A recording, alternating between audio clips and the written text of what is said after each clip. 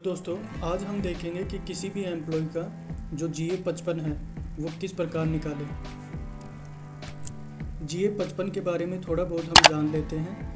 GA55 एक ऐसा salary slip है जो हर मंथ में कितना कर्मचारी ने प्राप्त किया है, जिसमें पूरी डिटेल आएगी कि उसे ग्रोस सैलरी कितनी मिलती थी हर महीने और कितना उसका डिडक्शन हुआ है और उसे नेट पे कितना हुआ है।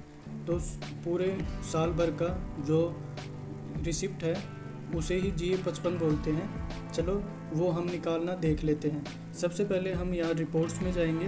रिपोर्ट्स में जाने के बाद में जैसे हमारा ये DDO रिलेटेड रिपोर्ट्स है, इसके अंदर DDO की जो पे मैनेजर है उससे हम ये निकालना चाह रहे हैं और नीचे आ जाएंगे। यहाँ DDO रिपोर्ट्स के सामने ही यहाँ बैंक रिलेटेड रिपोर्ट्स है। इससे नीचे आने के बाद में एक्सपेंडिचर रिपोर्ट है, फिर DDO रिलेटेड रिपोर्ट्स दोबारा आ रहा है। इससे जस्ट नीचे ही एम्प्लॉय रिलेटेड रिपोर्ट्स आ रहा है। हम इस स्लाइड से दूसरे इस पे जाएंगे तो हमारे सामने नीचे 7वें नंबर पे आ रहा है GA55। हम इस पे क्लिक करेंगे। जैसे ही हम इस पे क्लिक किया, यहाँ हमें पूछेगा GA55 रिपोर्ट्स जो हम निकाल रहे हैं उसमें फर्स्ट जो ऑप्शन आ रहा है फाइनेंशियल ईयर कि कौन से सत्र की आप ये निकालना चाह रहे हो। और फाइनेंशियल ईयर की बात करें तो ये मार्च से लेके दूसरी साल जो फरवरी आती है वहाँ तक ये 12 महीने का होता है। चलिए 2023-24 का हम निकाल रहे हैं और यहाँ इस पे क्लिक करने के बाद में अब ग्रुप नेम पूछेगा तो हम यहाँ कौन से ग्रुप में एम्प्लॉय है उसका निकालना चाह रहा है ये हम लिख के रखते हैं जो हमें याद रहेगा। तो उसमें देख के हम ये सिलेक्ट कर लेंगे। अब यहाँ पूछता है कि एम्प्लॉय सिलेक्शन में कि अगर ग्रुप के अंदर बहुत सारे एम्प्लॉय हैं उससे निकालना चाह रहे हो, उनमें से निकालना चाह रहे हो, इस पर क्लिक करते हैं कि हर एम्प्लॉय यहाँ शो होने लगेगा। अगर आप सिंगल एम्प्लॉय का निकालना चाह रहे हो तो इस पर क्लिक करोगे तो आगे नेम का ऑप्शन आएगा। चलिए हम देख लेते हैं। मल्टीपल एम्प्लॉय वाले ऑप्शन पे क्लिक करते हैं तो यहाँ हम देख पा रहे हैं सभी एम्प्लॉय की डिटेल यहाँ नीचे शो हो रही है। हम इनमें से किसी भी एक एम्प्लॉय पे क्लिक कर लेंगे और आगे देखें तो रिपोर्ट टाइप में 2 रिपोर्ट टाइप निकलती हैं कि एस्टिमेटेड और नॉन एस्टिमेटेड। ये क्या होते हैं? एस्टिमेटेड मतलब अंदाजन, अंदाजन मतलब कि मान लिया कि हमारी फरवरी और मार्च में या मार्च या अप्रैल में जो सैलरी आई है उस सैलरी की बिना पे अगर हमें मई का भी देखना हो तो लास्ट में जो फरवरी में हमें पेमेंट हुआ है वो ही हमें मार्च में भी दिखाएगा, फिर मई में, मार्च के बाद में अप्रैल में दिखाएगा, मई में फरवरी के हिसाब से जो मार्च में दिखाता है उसी हिसाब से फिर अप्रैल में भी दिखाएगा, अप्रैल के बाद में मई में दिखाएगा, मई के बाद में जून में और दिसंबर में।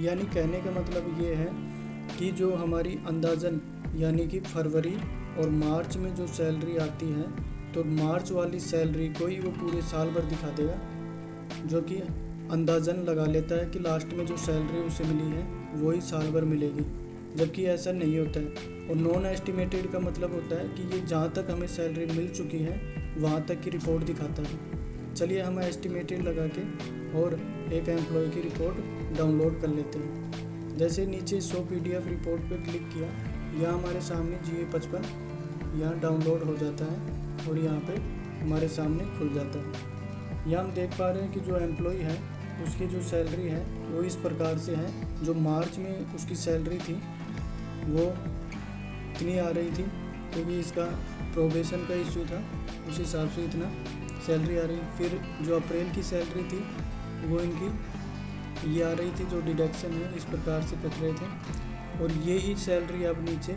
चलती जाएगी। ये एस्टिमेटेड का सिस्टम है क्योंकि इधर बिल जनरेट नहीं हुए अभी मई में, और जो मार्च में अप्रैल में जो सैलरी आई थी वो ही हमेशा दिखाता रहेगा लास्ट तक।